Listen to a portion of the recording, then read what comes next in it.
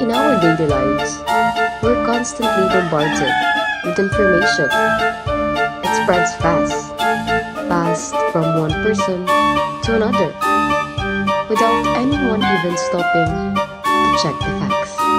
But how do we know what's real and what is fake? Fact check. Always check the facts and sources to make sure you're not being misled. Before you believe everything you see or hear, think critically. But media isn't just about information. It can also be risky.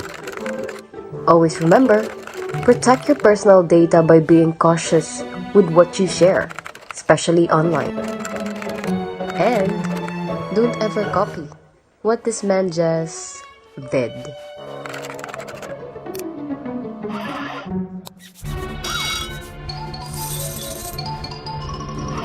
When used wisely, media can be a very powerful tool. It helps us learn, communicate, and make better decisions.